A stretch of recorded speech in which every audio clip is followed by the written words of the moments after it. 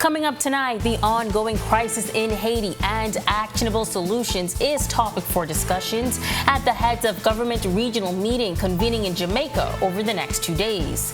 Plus, summer is here and electricity bills are set to climb, but you may be able to spend less by using energy more efficiently.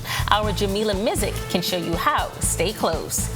And an afternoon of Haiti in grand Bahamian style as the Independent Secretariat hosted a Golden Jubilee tea party. I was there and the details are straight ahead as our news weekend starts now.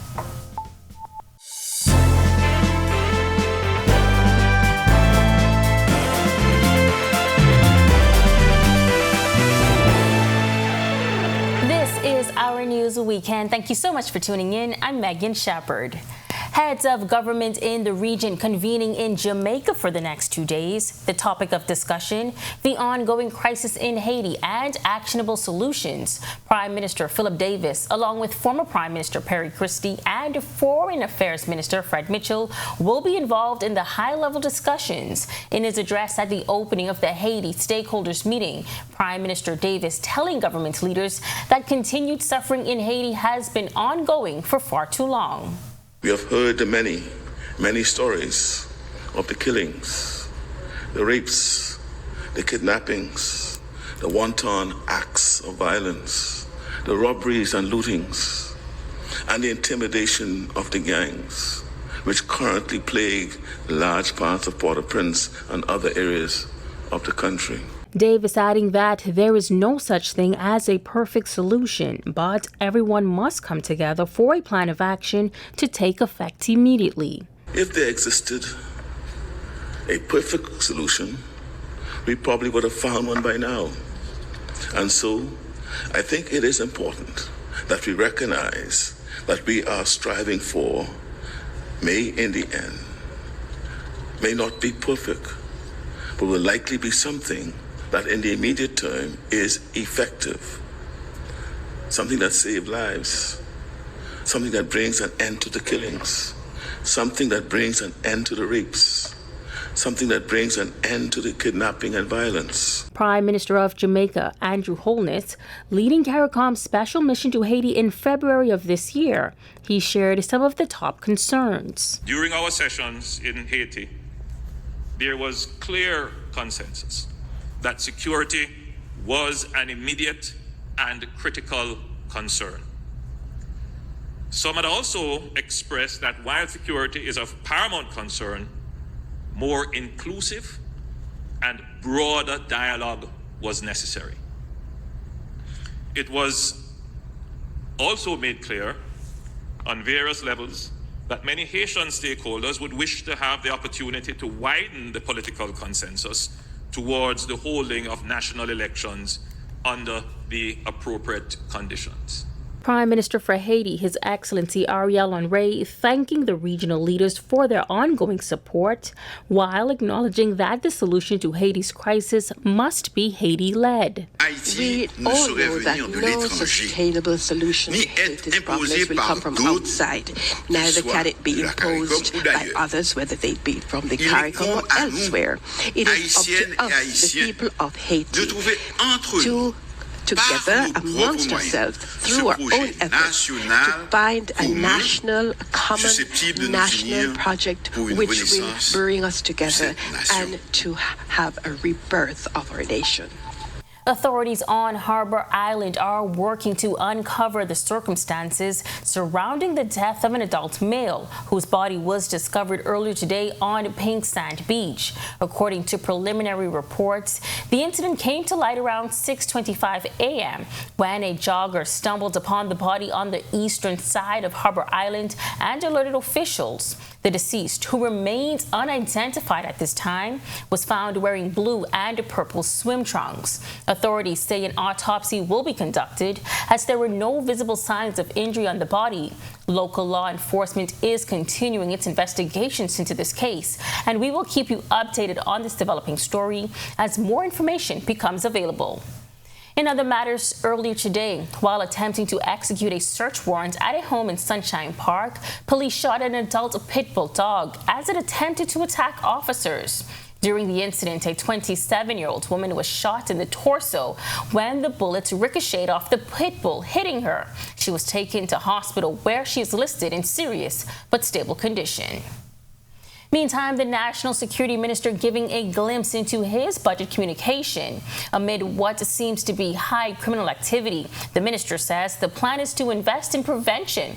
Bethany McDermott reports. Ahead of his budget communication, National Security Minister Wayne Munroe saying greater focus will be placed on prevention instead of detection. This new way of addressing criminal activity comes as the country records high homicide numbers. Munroe says the plan is to construct new community centers soon. You could expect to see that these are coming, for instance, in Centerville very shortly, in Mount Moriah very shortly, in Freetown very shortly, in Angliston very shortly. The announcement comes weeks after the Commissioner of Police received another batch of new vehicles to beef up saturation patrols around New Providence. The investment in prevention, according to Munroe, is a mandate from the Prime Minister. But Munroe says the plan is to also extend it to the Family Island. Since we've seen some issues in Hatchet Bay recently, potentially in Eleuthera very shortly.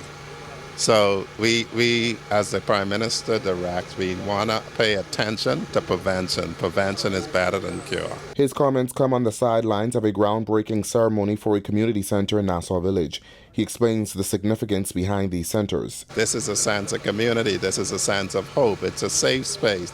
As the MP said, you have crime prevention seminars going on in these places. Reporting for Our News, I'm Bethany McDermott.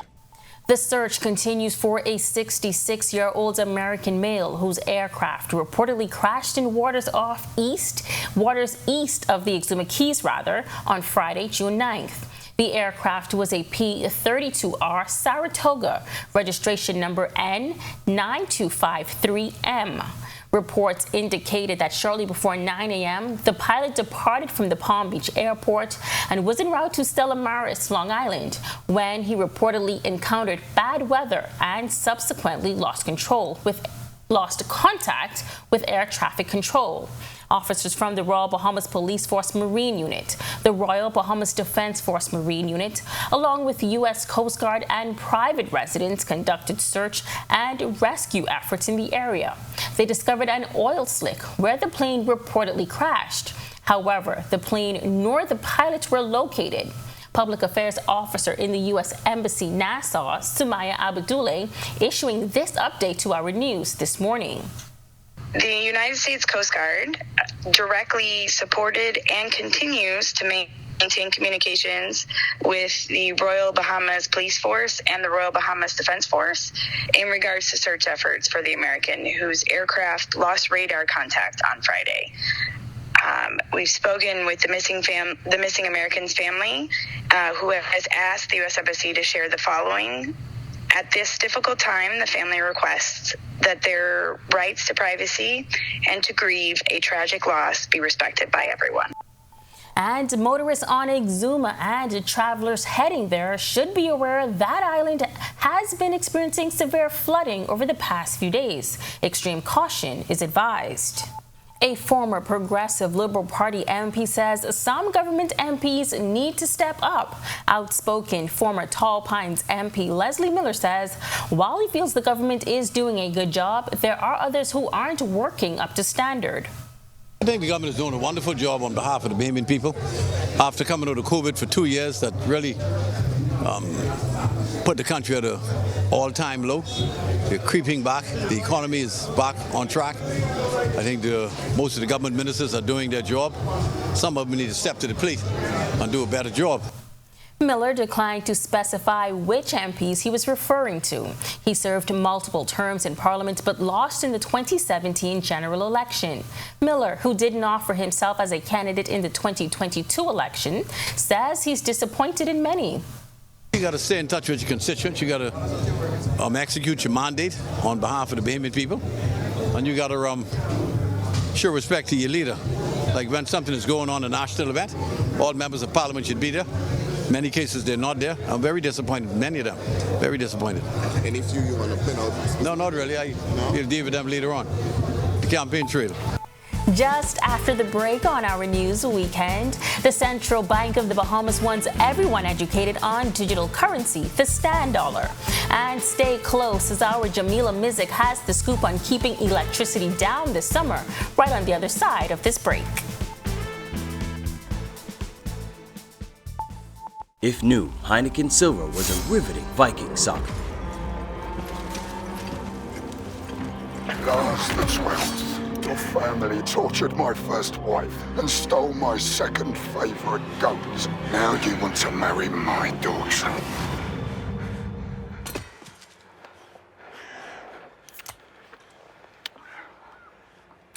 Okay. All the taste, no bitter endings. Smooth, fresh, silver.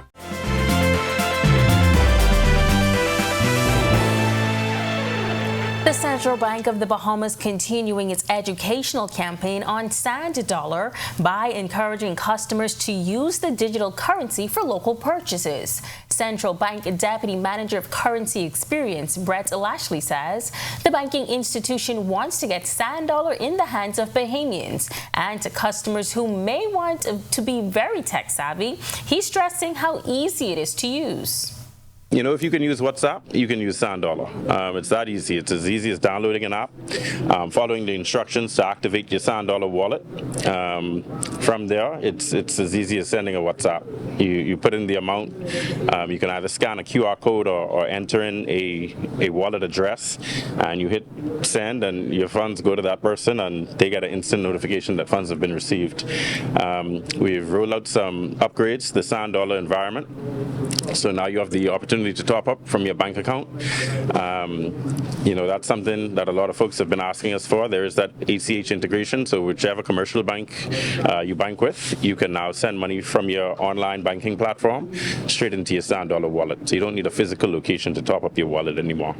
Now, earlier this week, the Central Bank launched its Sand Dollar top-up campaign at Super Value Golden Gates. Lashley says the initiative is only the beginning of a wider rebates program that will be rolled out during the summer months. And to those who may be concerned about the removal of physical cash, he says, we're definitely not removing cash or getting rid of cash. What we want to do is provide options. You know, at the end of the day, you want the consumer to have choice in how they want to spend their money. So if the consumer wants to spend cash, that's fine. If they want to spend in Sand Dollar, that's fine. If they want to spend using credit or debit card, that's fine as well. What we're really trying to get out is that the consumer needs options of how they're going to pay.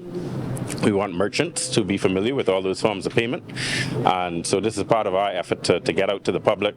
Obviously, Super Value being a large retailer, get some of their cashiers a little more familiar with the process to process a Sand Dollar transaction, and get the consumer to see how easy it is to spend in Sand Dollar. When Our News Weekend comes back from the break, a Crab Fest is coming. Gas up the boats and head on over to the big yard. The organizer tells us what to expect. And Evangelistic Temple is all set to host its first One Sound conference. We have the details when Our News Weekend returns. At Doctors Hospital, our lamp just got brighter. The Loyalty Advantage membership program now has 3 unique plans to choose from. From Lamp Prepaid with free prime care visits and service line discounts, Lamp Insured with copay waivers and 0 upfront collections at the ER and inpatient services, or our new Lamp Access, a free plan that offers 10% off labs, pharmacy, and imaging. Lamp has a plan for everyone. To sign up, visit our website or give us a call. Doctors Hospital, trusted and best care now.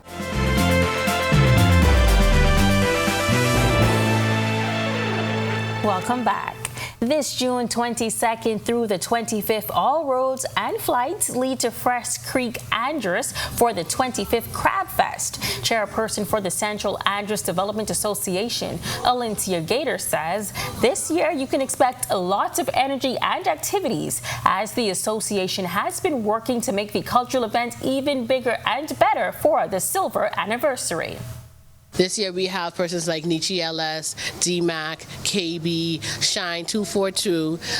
We have newer persons like Sherrod Taylor, Ilsha McPhee, and we also have the Battle of the Bands. We have the Saxons and the One Family. They'll be competing head-to-head at the Crab Fest site this year. Thursday we have hot artists like Cara T. She's going to come on. She'll be performing live.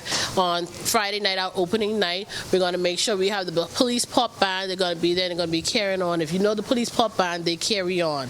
And then on Saturday night is our closing night. We'll have all of the big artists on stage. We're going to have the releasing of the crabs. We're going to have all types of cultural events happening.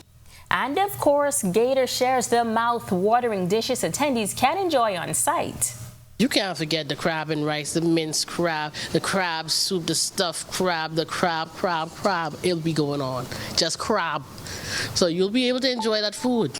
Evangelistic Temple is gearing up to host its first One Sound conference this June 16th and 17th. World-renowned and award-winning gospel recording artist Pastor William McDowell is expected to be the featured guest, leading both events of the worship experience. Minister of Music at Evangelistic Temple, Dexter Kurkula, shares what you can expect on night one.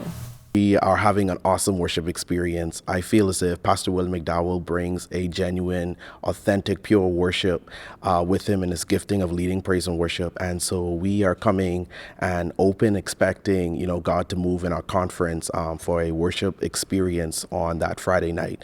For all of the churches are coming together. Worship teams are coming together. Everyone is going to be there for Friday night, and we're just going to worship with one sound. Day 2 of the One Sound conference will focus on a worship workshop led by Pastor William McDowell. While it is geared toward music ministries and departments, Kurkula says, if you have a passion for music and worship, you are also welcome to attend. You necessarily don't have to be on a worship team to come on Saturday morning.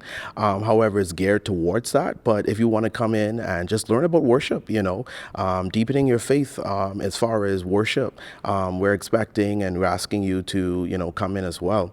But it is open for worship teams and also musicians to come in on that Saturday morning session. He shares the inspiration behind the conference. It is so costly to take an entire worship team from a church and to send them to an international conference to get that exposure. And so it came to mind, why not bring the international here home? And so we did that. And then also that opened the doors for other churches here across the islands of the Bahamas to also get that experience and that exposure. We want skills strengthened.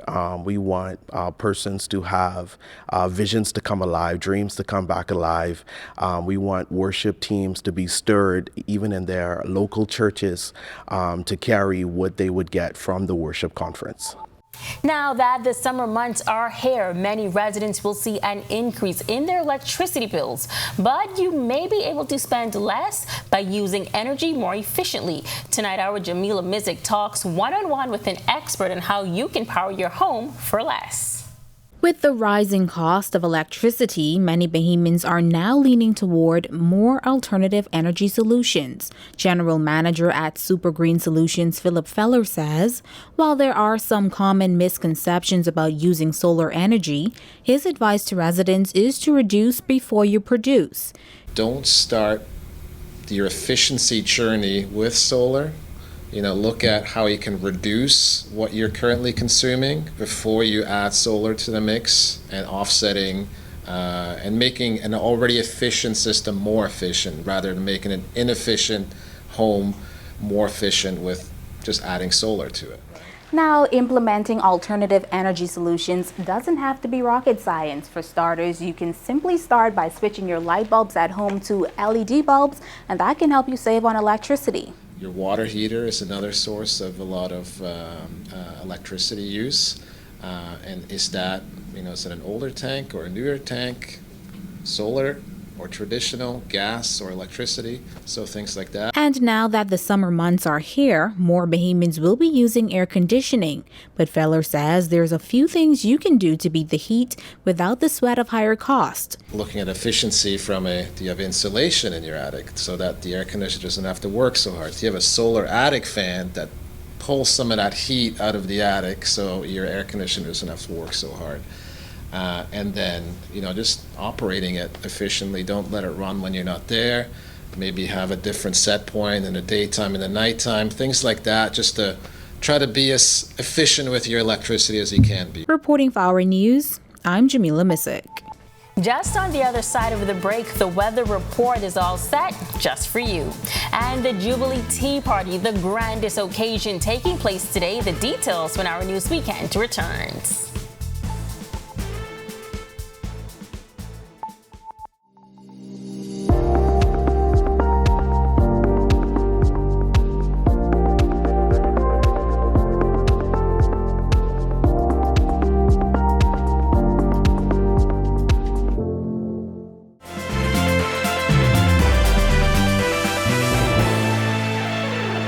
Welcome back.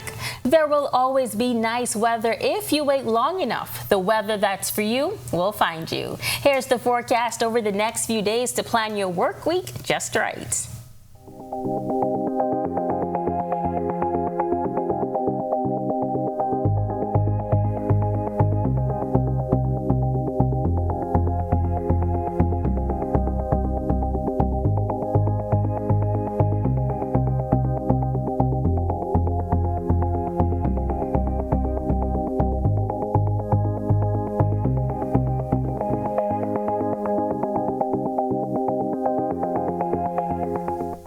It was an afternoon of high tea in the grandest of Bahamian style as the Independence Secretariat hosted a Golden Jubilee Tea Party at Bahamas under the patronage of Anne-Marie Davis, wife of the Prime Minister.